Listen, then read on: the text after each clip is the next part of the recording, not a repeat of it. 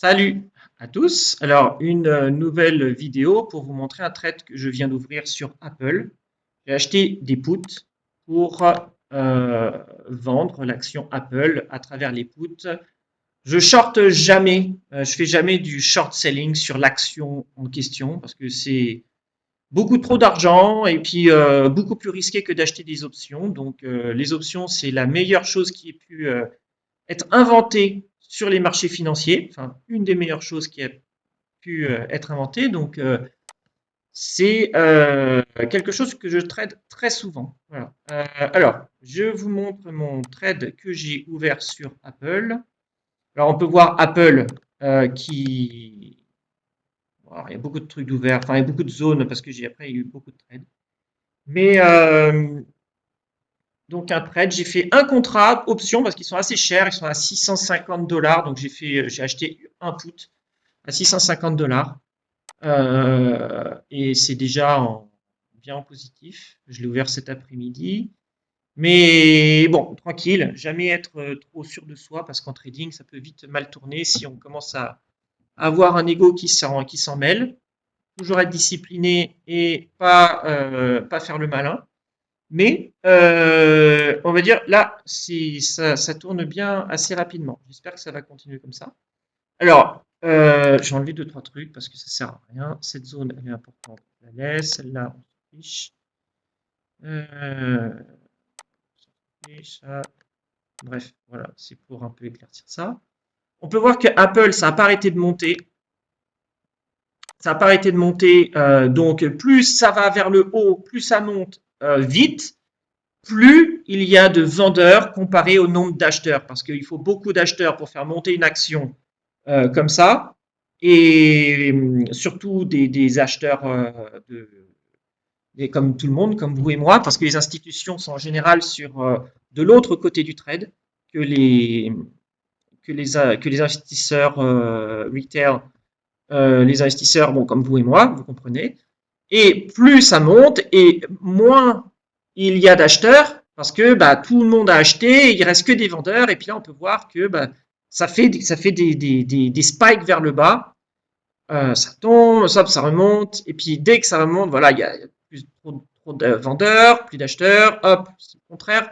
Là on est arrivé à un point où ça vient retomber, là c'est vachement bien retombé, là c'est arrivé au-dessus de cette zone là, en fait là c'était je sais plus si c'était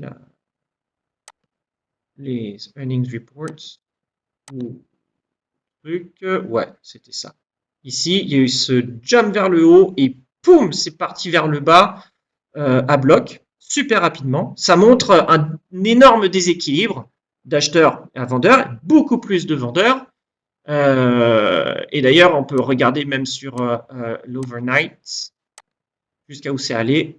L'overnight, après les earnings, les rapports financiers, c'est allé jusque-là. Ensuite, ici, je vais mettre une petite ligne.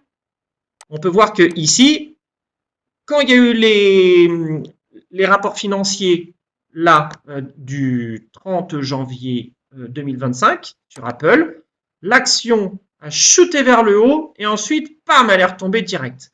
On peut voir qu'il y a beaucoup plus de vendeurs que d'acheteurs. Donc, il y a beaucoup de traders qui attendent qu'une chose, c'est le breakout. Et le breakout, c'est une technique, c'est génial pour perdre de l'argent. Okay, parce que ce que les institutions font lorsqu'un trader amateur comme vous et moi arrive sur le marché avec son petit ordre, il attend avec l'analyse technique et il commence à regarder, il commence à voir, et puis hop, dès qu'il voit le breakout, là, hop, il se met à acheter.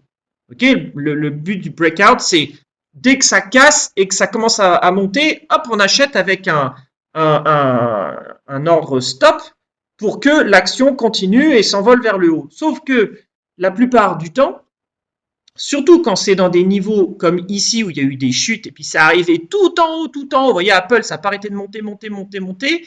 Là, on voit que sur les earnings, ça n'a pas pu aller plus haut que là, c'est retombé direct. Donc, les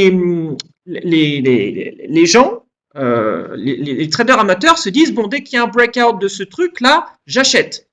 Alors que les institutions, ce qu'elles font, c'est que elles cherchent les gens, les investisseurs, les novices, qui justement tradent les breakouts. Et les breakouts, là, en fait, les institutions, elles vont chercher les stops. Parce que s'il y a eu beaucoup plus de vendeurs ici, c'est pas des traders comme vous et moi qui arrivons avec nos petites quantités d'ordre qui vont générer une chute du prix d'Apple, surtout après un rapport financier trimestriel ou je sais pas comment on dit, un quarter.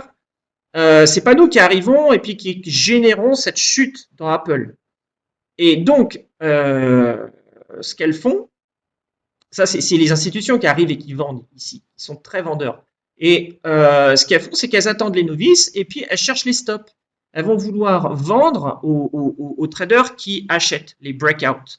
Et le breakout, la plupart du temps, il y a ça s'inverse pas longtemps après. Et si ça reste en breakout et que ça continue de monter, alors le pro va attendre la redescente à la base de ce breakout s'il y a une bonne zone, si c'est une bonne zone d'achat, et achète. Mais pas sous toutes les conditions. Mais en revanche, là, il y a eu une reversal du prix d'Apple et donc il y a eu là des ventes de tous les stops des novices, des traders amateurs qui sont arrivés sur le marché et pam, c'est retombé vers le bas. Et donc, alors moi ce que j'ai fait, alors je l'avais pas vu ce truc et j'ai pas tradé ici, mais après on peut rejoindre la nouvelle tendance baissière sur des zones, sur des nouveaux niveaux. Alors ce que j'ai fait ici, alors je vais enlever le truc de trading étendu. Voilà. Alors, ce que j'ai fait, c'est que ici, là, ça a ouvert, ça a gapé, ça a fait une zone ça a stabilisé et ensuite, poum, c'est tombé vers le bas. Et ici, c'est arrivé dans une petite zone, ça a rebondi et ensuite c'est reparti à la hausse.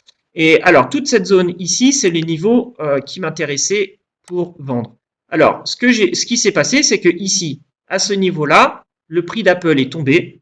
Ensuite, il est tombé dans cette zone qui est ici. Okay, il a rebondi, il est allé là, et ensuite il est retombé plus bas encore.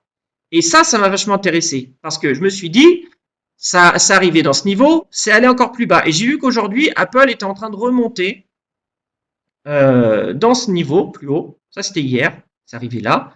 Et aujourd'hui, donc c'est aujourd'hui que c'est tombé et que c'est remonté là. Donc, ce que j'ai fait, c'est que je me suis dit la même chose que ici. Les gens vont chercher à trader le breakout. Ok. Donc ici, les gens se sont dit, tiens, dès qu'il y a un breakout, je vais acheter. Et ça n'a pas manqué. Dès que c'est passé au-dessus, Apple a commencé à retomber vers le bas. Okay, et donc j'ai acheté un put juste ici, à la zone du breakout. Et donc Apple est déjà passé, retourné vers le bas. Et donc j'attends à ce que Apple, la prochaine zone, là où il y a des acheteurs sur Apple, c'est 235,60. Et je vais prendre mes profits un petit peu avant, je vais les prendre à 237,20 sur mon put. Donc je vais attendre à ce que Apple retombe ici. Et je ne vais pas attendre de là où il y a toute la compétition pour acheter, pour racheter, pour revendre mon put. Je revends mon put un peu avant, ce qui me fera un assez bon profit. J'ai acheté les puts, enfin un assez bon profit si ça fonctionne, hein, parce qu'on n'est jamais sûr, on n'a que des probabilités en trading. Donc si l'action redescend, j'ai acheté les puts à 240, un tout petit peu out of the money. Hein, ça tradait à 242, 35 par là. Et donc, j'attends à ce que le prix retombe par là. Donc, je vous tiens au courant et puis pour vous donner des infos sur la suite du trade. À plus tard. Salut. Alors là, je reviens sur le trade Apple. Donc là, qui a très bien fonctionné. Vous voyez, là, hier, donc là, on est le lendemain.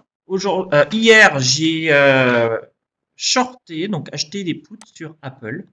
Si je vous remets le graphique à 1 heure ici, il y a Apple qui a dépassé les plus hauts là, hop, c'est tombé, là il y a eu une base et c'est retombé à nouveau. Et ici, quand c'est allé revisiter la zone, j'ai acheté des puts qui viennent de se revendre. Je crois que je les ai achetés pour 650 et je viens de les revendre pour 1000. Donc 6,5 $ le put et revendu pour 10 $. Donc c'était pas mal, c'est un bon trade.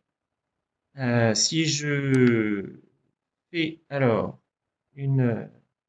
Vous vous rappelez, donc là, ici, il y a eu la zone, ça a droppé, ça a tapé dans une autre zone, c'est remonté ici, c'est tombé. Et là, j'ai shorté quand ça a dépassé, quand c'est allé au-dessus de ce spike ici, là, spike vert.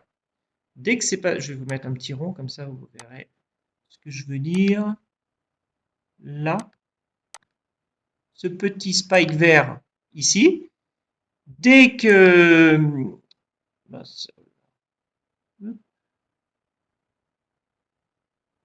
Bon, ça ira bien.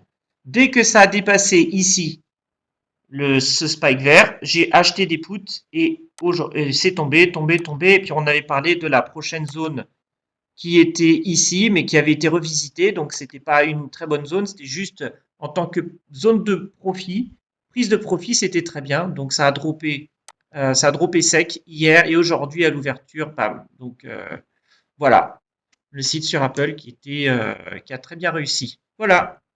À plus tard pour une prochaine vidéo. Salut.